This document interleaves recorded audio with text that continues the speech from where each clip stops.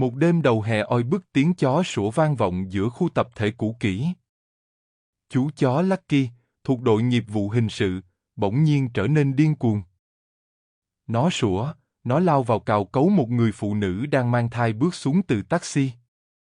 Ai nấy bàng hoàng. Người thì cho rằng nó phát bệnh dại, kẻ lại chửi rủa sao lại để con chó làm nhục người ta giữa đêm khuya như thế. Nhưng chưa đầy 48 giờ sau, khu tập thể rung chuyển bởi một phát hiện gây sốc. Dưới nền nhà tầng 1, ngay chỗ cô gái ấy dọn về, có một hầm ngầm, bên trong là những bộ xương trắng và một túi phôi thai chưa kịp phân hủy. Và người duy nhất cảnh báo điều đó là Lucky. Nhưng đó mới chỉ là khởi đầu cho chuỗi bí ẩn kéo dài hơn một thập kỷ mà chẳng ai ngờ tới. Không ai trong khu tập thể tin rằng người phụ nữ mang thai lại là chiếc chìa khóa cuối cùng của một vụ án mạng xảy ra cách đây gần 12 năm. Không ai biết rằng trong căn hộ ấy, từng có một cô gái trẻ biến mất không dấu vết vào đúng cái ngày đầu tiên dọn về. Và càng không ai ngờ chính tiếng sủa gào thét của Lucky, chú chó tưởng như chỉ hành động theo bản năng, lại là thứ duy nhất nối kết những cái chết rải rác, những cơn ác mộng lặp đi lặp lại, và một bí mật y học kinh hoàng được che giấu bởi một người mà ai cũng nghĩ là thiên thần áo trắng. Khi sự thật được phơi bày, không chỉ một mà rất nhiều người phải cúi đầu nhận tội. Và người duy nhất chưa từng nói một lời lại là kẻ duy nhất luôn nhìn thấy tất cả từ đầu, Lucky. Đây là câu chuyện có thật, được phục dựng lại dưới góc nhìn nghiệp vụ và nhân chứng trung tâm, là một chú chó. Hãy cùng tôi lần theo từng dấu vết, từng nhịp thở cuối cùng còn đọng lại trong căn hộ 203 ấy. Câu chuyện bắt đầu vào một đêm tháng 5.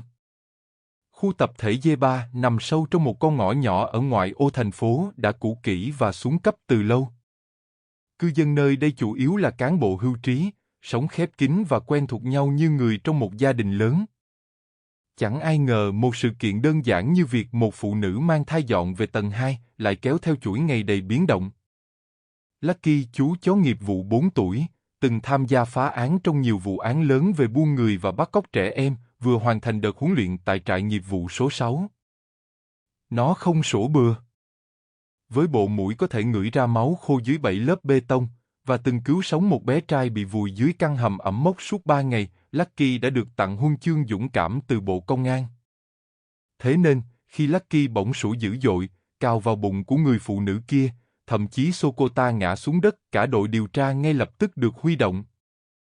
Nhưng càng đào sâu, họ càng chạm đến thứ mà không ai muốn đối mặt, một bí mật y tế bị che giấu, một đường dây cấy ghép trái phép và một tội ác máu lạnh khoác áo nhân đạo.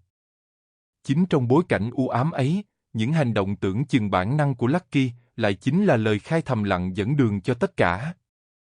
Và rồi, mọi chuyện bắt đầu vào cái đêm đầu tiên người phụ nữ ấy đặt chân đến căn hộ. Lucky đã đứng trước cửa, sủa không ngừng. Và bên trong, bóng tối bắt đầu chuyển mình. Đêm ấy trời oi, gió nóng từ con hẻm dài cứ lùa qua những khe cửa gỗ cũ kỹ như thổi lửa. Khu tập thể D3 im lìm như mọi đêm. Đèn cầu thang chập chờn, ánh sáng vàng vọt đổ bóng rối rắm lên từng mảng tường bong tróc. Chính lúc đó, chiếc taxi màu bạc lặng lẽ dừng trước cổng khu D3. Một người phụ nữ mang bầu, khoảng đầu 30 tuổi, bước xuống xe. Cô mặc váy bầu rộng, tay xách theo vali kéo và túi ni lông đựng mấy vật dụng linh tinh. Cô không gọi ai. Không ai ra đón. Cô tự kéo vali, lên từng bậc cầu thang tối thui dẫn lên tầng 2, căn hộ số 203. Cùng lúc đó Lucky sủa. Không phải sủa cảnh báo, mà là thứ tiếng sủa xé toạc không gian yên tĩnh. Nó lao tới, gầm gừ, giận dữ, cào cấu cửa tầng 2. Đôi tai vểnh cao, răng nhe ra, chân trước dậm mạnh như muốn phá tung cả mặt đất dưới móng vuốt. Người phụ nữ đứng chết lặng. Một ông cụ từ tầng 3 ló đầu xuống. Này, ai đó? Đang đêm mà để chó sủa loạn lên thế hả? Một bà lão từ tầng trệt leo lên, thở dốc. Cô ơi, cô mang thai mà để chó nó hành hung thế à? Dắt nó đi chỗ khác mau lên. Nhưng người phụ nữ kia không nói gì. Mặt tái xanh.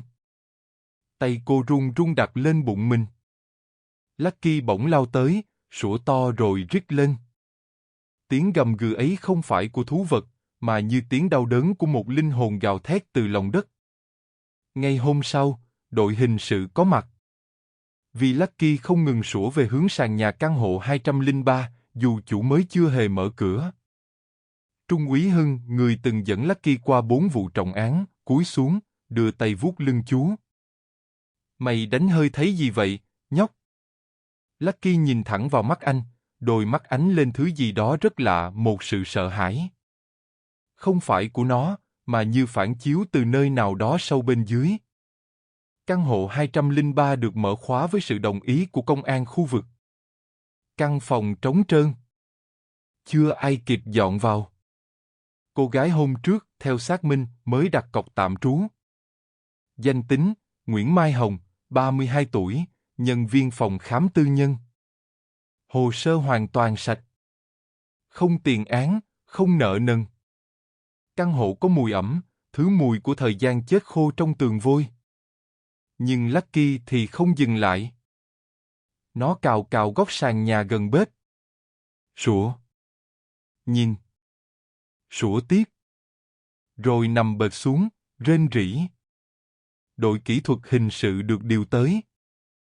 Máy đo phát hiện nền sàn khu vực đó rỗng, không phải đặt bê tông như toàn bộ nền nhà xung quanh. Một tấm ván sàn mỏng được tháo lên. Bên dưới, ánh đèn pin rọi xuống hiện ra một khoảng trống. Gió từ đâu đó thốc lên lạnh sống lưng. Trong hầm ngầm sâu hơn 1 m, người ta phát hiện 3 bộ xương người đã phân hủy gần hết. Một túi ni lông trắng, bị niêm kín bằng băng dính đen, bên trong là những mảnh vụn của một phôi thai. Không ai thốt nên lời. Tin tức chưa kịp rò rỉ, thì sáng hôm sau, Mai Hồng đột ngột mất tích. Không ai nhìn thấy cô rời đi. Camera khu vực bị mất tín hiệu từ 3 giờ sáng đến 5 giờ sáng. Bên trong phòng 203 chỉ còn lại chiếc vali đã mở toang, quần áo xáo trộn, không có dấu hiệu bị cướp. Ngay trên sàn, gần lối ra vào, Lucky để lại một dấu chân máu nhỏ, chỉ duy nhất một vệt và một sợi tóc dài, màu hun đỏ. Trung úy Hưng gọi toàn bộ đội trở lại hiện trường. Anh yêu cầu rà soát toàn bộ hồ sơ cư dân từng sống tại căn hộ 203 trong 15 năm trở lại đây. Kết quả, 6 người từng thuê trọ. 5 người đã chuyển đi. Người thứ 6, một sinh viên tên Trần Thị Ánh, mất tích năm 2013, chưa từng được tìm thấy. Ánh từng viết trong nhật ký của mình, tìm thấy từ hồ sơ cũ, những dòng cuối cùng như sau. Căn phòng này có gì đó rất sai. Đêm nào em cũng mơ thấy mình bị chôn sống. Và có một tiếng gì đó như tiếng trẻ sơ sinh khóc trong tường. Đội hình sự chính thức mở hồ sơ vụ án giết người giấu xác nghi do đường dây nạo phá thai phi pháp gây tử vong. Manh mối duy nhất, người phụ nữ mang thai tên Mai Hồng giờ đã mất tích. Và thứ duy nhất còn sót lại từ cô là ánh mắt kinh hoàng trong đoạn trích camera duy nhất ghi lại lúc Lucky lao đến. Cô không hề hoảng sợ vì bị chó sủa mà là vì chính cô nhìn thấy gì đó. Camera bắt được, cô ngước nhìn lên trần nhà, rồi khựng lại, rời chiếc túi ni lông xuống đất. Càng điều tra sâu, Lucky càng dẫn cả đội tới những điểm chôn giấu tội ác trong chính khu tập thể D3 ấy. Và khi dấu chân máu ấy được giải mã, người ta phát hiện ra, có một người từng sống ở đây suốt 20 năm, chưa từng xuất hiện trong bất kỳ hồ sơ lưu trú nào. Sau khi phát hiện căn hầm giấu 3 bộ hài cốt và phôi thai, đội điều tra khẩn cấp mở rộng truy vết cư dân tại khu D3, đồng thời tập trung vào danh tính Nguyễn Mai Hồng, người phụ nữ mang thai đã mất tích bí ẩn sau khi Lucky phát hiện vụ việc. Một thông tin bất thường nhanh chóng nổi lên. Mai Hồng từng là y tá phụ trách hỗ trợ điều trị sinh sản tại một phòng khám tư, do bác sĩ Trần Văn Lượng, 58 tuổi, đứng tên. Phòng khám nằm ở quận lân cận, cách khu tập thể D3 chỉ 4 km, và đã ngừng hoạt động đột ngột từ 6 tháng trước, với lý do tái cấu trúc. Khi kiểm tra hồ sơ hành nghề, đội ngũ phát hiện ra điều gây sốc, bác sĩ Lượng không còn hành nghề hợp pháp từ năm 2019, sau một vụ việc bệnh nhân tử vong nhưng bị cho chìm xuồng vì thiếu chứng cứ. Lucky dẫn đoàn tới phòng khám cũ. Tòa nhà 3 tầng phủ bụi, ổ khóa hoen gỉ, cổng sắt khóa chặt từ bên trong. Nhưng khi Lucky tiếp cận cánh cửa hậu phía sau, nó rít lên một tiếng, rít như kéo từ cổ họng. Đôi tai cụp xuống rồi dựng lên, đuôi duỗi cứng như căng thẳng tột độ. Trung úy Hưng ra hiệu phá cửa. Lính trinh sát dùng xà beng cậy cửa sắt, tiếng kêu vang giữa phố nhỏ yên ắng. Bên trong phòng khám tối om, mọi vật dụng vẫn còn nguyên. Sổ khám bệnh, ghế chờ, giường cấp cứu như thể ai đó vừa bước ra khỏi đó hôm qua. Lucky lao thẳng xuống tầng hầm. Ở đó là một phòng mổ không phép. Không có camera. Không có cửa sổ. Bên trong vẫn còn mùi ether và thuốc gây tê. Trên tường một bản hồ sơ bằng giấy, có đánh dấu từng mã bệnh nhân bằng bút đỏ. Không có tên. Chỉ có ký hiệu như BH17, thành phố 03, phòng ngủ 26. Trong một góc phòng, Lucky sủa to khi phát hiện một chiếc hộp sắt. Mở ra, một USB, một túi đựng tóc dài màu hun đỏ. Trung úy Hưng kiểm tra USB. Dữ liệu bên trong là các đoạn clip ghi hình từ camera lén, cho thấy nhiều phụ nữ bị gây mê, nạo phá thai trong điều kiện y tế cực kỳ tồi tệ. Một trong số đó là Mai Hồng. Cô xuất hiện trong video 2 tuần trước khi mất tích. Sự thật bắt đầu lộ diện. Mai Hồng không chỉ là nạn nhân. Cô từng là người hỗ trợ chính trong các ca xử lý hậu quả tại đây.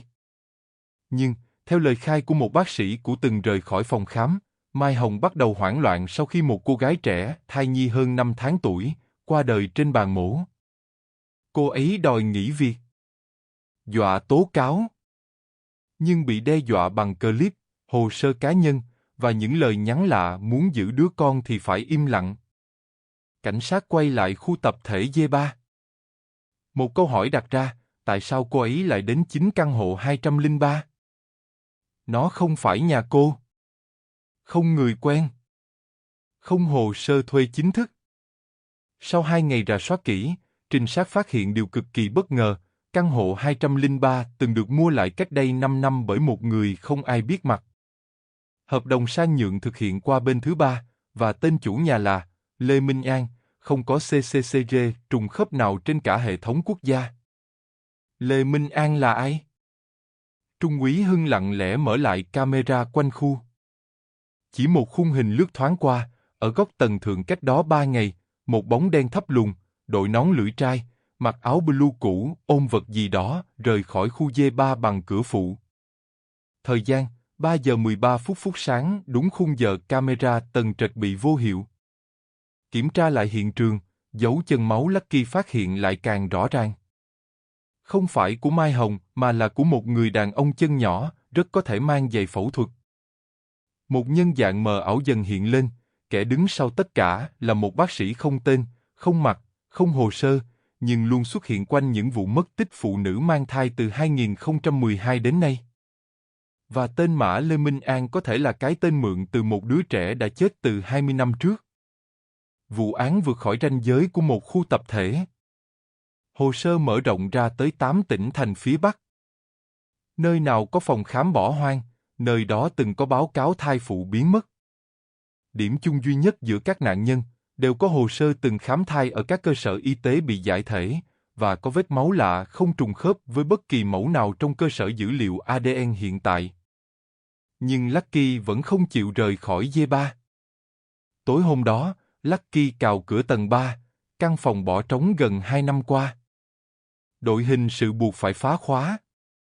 Bên trong không có gì.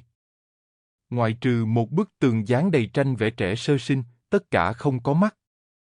Mỗi bức tranh đều có một dấu vết đặc biệt, giấy vẽ bị rạch ở vùng cổ. Phía sau bức tranh lớn nhất, một két sắt âm tường. Bên trong, bản ghi chép tay đầy đủ của Mai Hồng. Cô đã viết lại tất cả về ông bác sĩ không mặt, những ca tử vong, và chuyện cái hầm dưới căn 203 đã được xây từ 1995, nhưng không có trong bất kỳ bản thiết kế nhà nào. Ký cuối. Nếu em biến mất, xin hãy đưa con em tới Nghĩa Trang Công đoàn. Nó chỉ là một sinh linh vô tội. Một cuộc truy lùng xuyên đêm bắt đầu.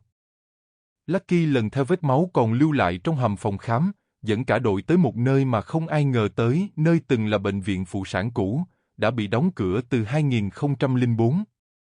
Ở đó, họ phát hiện phòng hậu sản được cải tạo thành nhà xác bí mật, và cái tên Lê Minh An cuối cùng cũng được gọi ra ánh sáng. Đêm đó, Lucky cứ gầm gừ dưới chân chiếc bệ bê tông nứt nẻ trong tầng hầm phòng khám. Máu đã khô, nhưng ánh đèn chiếu rọi vào từng vệt vẫn phản xạ như thủy ngân. Và mùi tanh không hề phai.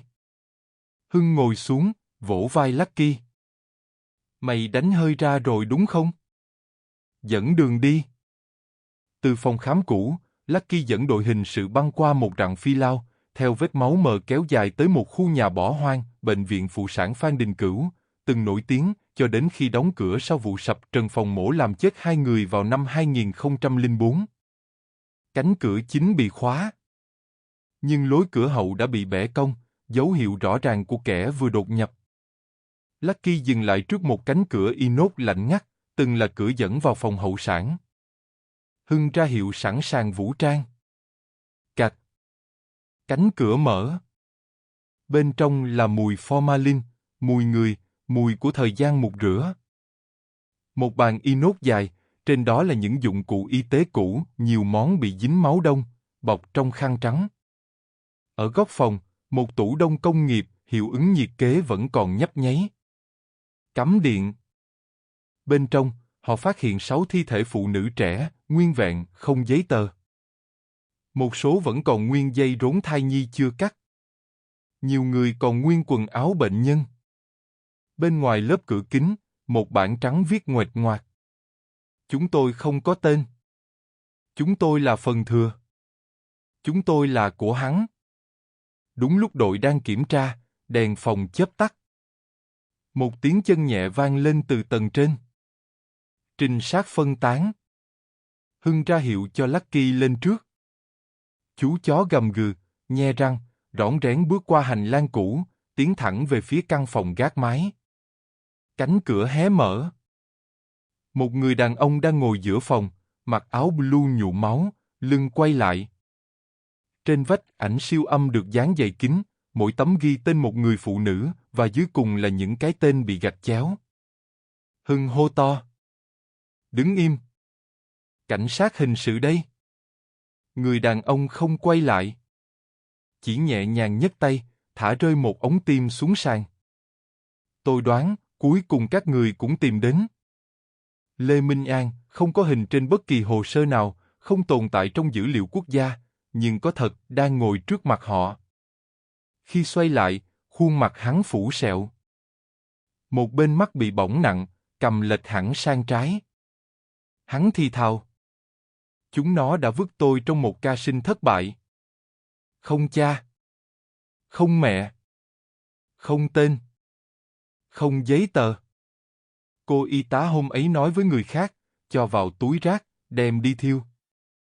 Nhưng tôi sống sót. Giọng nói không hề run. Ngược lại bình thản như đọc đơn thuốc. Cảnh sát lần theo những lời hắn nói và phát hiện một chi tiết lạnh gáy. Lê Minh An không chỉ là kẻ giết người mà còn là sản phẩm của một lỗi y khoa năm 1994. Bị bỏ mặc trong lồng ấp, không khai sinh, không số bệnh án. Từ đó, hắn trở thành bóng ma trong hệ thống y tế. Di chuyển qua các phòng khám nửa hợp pháp, học cách mổ, cách gây mê, cách xử lý hậu sản. Tất cả qua kinh nghiệm, không giấy phép, không đào tạo. Hắn xây dựng một mạng lưới trị liệu sinh sản ngầm, nơi không ai biết ai là bệnh nhân, không ai dám hỏi tên bác sĩ. Tôi không giết họ, hắn cười méo mó. Tôi giải thoát cho họ. Khi không ai chấp nhận một đứa trẻ, mẹ nó chọn rời bỏ thế giới. Tôi chỉ giúp nhẹ đi đau đớn. Trung úy Hưng đưa bản ghi chép của Mai Hồng ra trước mặt hắn. Lê Minh An nhìn chăm chăm vào nét chữ. Rồi lặng đi một lúc. Sau đó khẽ hỏi. Cô ấy để lại tất cả. Phải. Hưng đáp, và cô ấy đang chờ được yên nghỉ. Không phải dưới cái hầm lạnh đó. Hắn đứng dậy, tiến về phía bàn, rút ra một bọc vải. Bên trong là hình siêu âm của thai nhi 14 tuần. Góc dưới có dòng chữ M, con yêu mẹ sẽ bảo vệ con. Hắn đặt nhẹ bức ảnh xuống sàn. Rồi im lặng. Ngay khi Lê Minh An bị khống chế, đội phá án nhận được tin, một cơ sở y tế giả danh phòng khám hiếm muộn tại Nam Định đang tiến hành ca phẫu thuật phi pháp cho 3 sản phụ mất tích từ danh sách tìm kiếm. Lucky cùng đội đặc nhiệm lập tức đổ bộ. Cơ sở nằm sát cánh đồng, được cải tạo từ nhà dân, có tầng hầm riêng. Khi ập vào, họ phát hiện 2 người đàn ông chuẩn bị tiêm gây mê cho bệnh nhân mang thai 6 tháng. Một cô gái đang nằm liệm, nước mắt còn chưa kịp khô. Cuộc đột kích cứu sống 3 người nhưng điều quan trọng hơn. Dưới tầng hầm, họ phát hiện hàng loạt hồ sơ trống giống mẫu của Lê Minh An. Toàn bộ quy trình, dụng cụ, cách lưu hồ sơ đều theo đúng mô thức. Điều này chứng minh, Lê Minh An không đơn độc. Hắn là một mắt xích trong hệ thống phòng khám phi pháp có thật, tồn tại như một lò mổ đẻ âm thầm. Một tuần sau, cảnh sát tổ chức lễ chôn cất cho các nạn nhân vô danh tại Nghĩa trang công đoàn. Lucky ngồi cạnh Hưng, đôi mắt trầm ngâm. Gió lay nhẹ cỏ dại trên bia mộ không tên. Một tấm bảng nhỏ được đặt giữa mộ. Nơi yên nghỉ cho những sinh linh chưa kịp cất tiếng khóc đầu tiên. Kết thúc vụ án, báo chí đưa tin rầm rộ. Nhưng trong nội bộ ngành, một cuộc điều tra sâu rộng hơn đang được mở ra. Danh sách hàng chục phòng khám từng đăng ký, từng hoạt động rồi biến mất, được kiểm tra lại. Đêm cuối, Hưng vuốt nhẹ đầu Lucky. Còn gì nữa không, đồng đội? Lucky không đáp. Chỉ nhìn về phía xa, nơi ánh đèn đường cuối cùng của khu D3 vừa vụt tắt. Có lẽ, đâu đó vẫn còn một căn hầm chưa mở, một tiếng thét chưa thành lời. Nhưng hôm nay, Lucky đã phá được một vòng xoáy. Và những đứa trẻ đã được trả lại tên. Bạn đang xem câu chuyện phá án kinh hoàng được hé lộ từ tiếng sủa của chú chó nghiệp vụ. Hãy tiếp tục đồng hành cùng Lucky trong các vụ án tiếp theo. Đừng quên bấm đăng ký, bật chuông để không bỏ lỡ bất kỳ bí mật nào ẩn sau những tiếng gầm gừ tưởng chừng vô nghĩa.